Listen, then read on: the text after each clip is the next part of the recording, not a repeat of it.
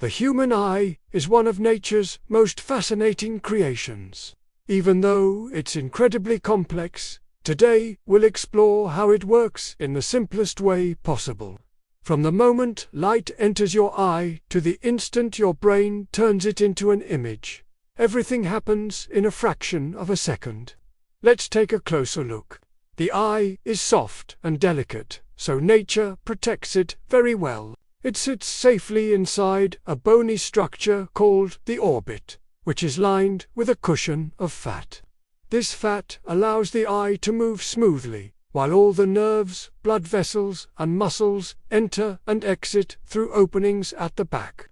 The surrounding bones, like the frontal bone and cheekbone, form a sturdy cage that shields the eye from impact. It's a brilliant piece of natural engineering designed for both safety and mobility. The eye's ability to move is crucial, and that's thanks to a team of 6 special muscles called the extraocular muscles. Most of these muscles attach to a fibrous ring located behind the eye, with the exception of one, the inferior oblique.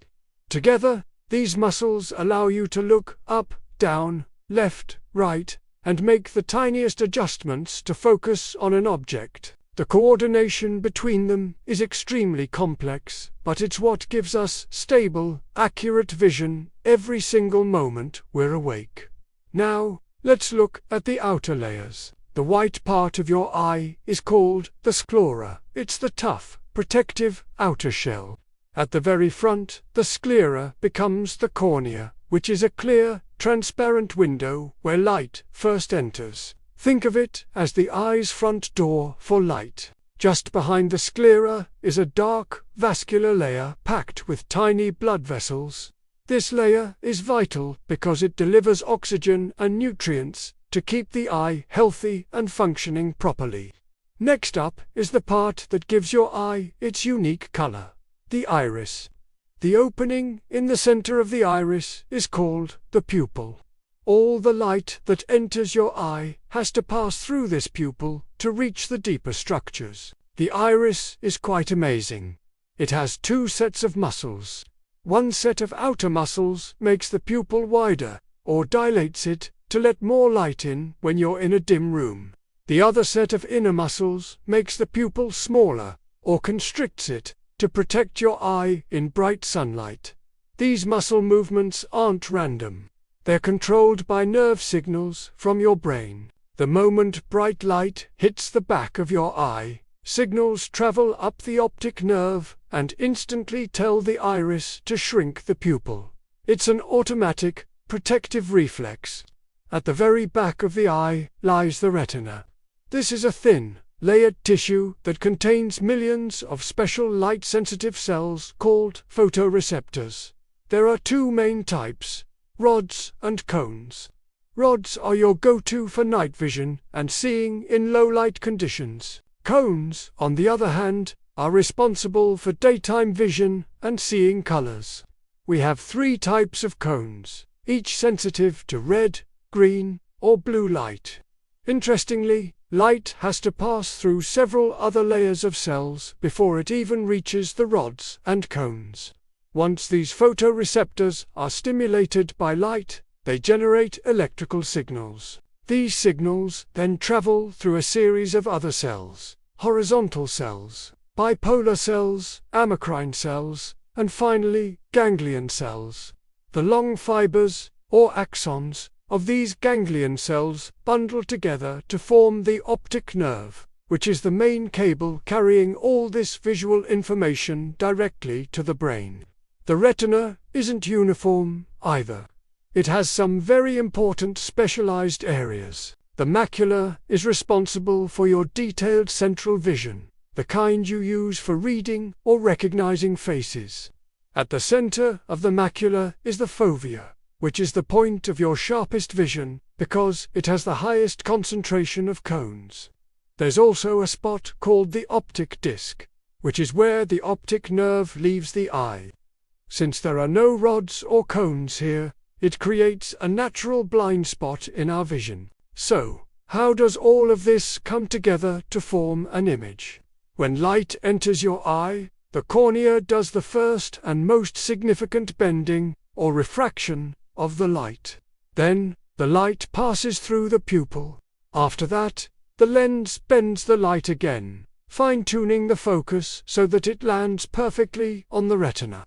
Because of this bending process, the image that actually forms on your retina is upside down. It's your brain that does the incredible job of flipping the image right side up and combining the signals from both of your eyes to create a single, three-dimensional picture with depth, color, and movement.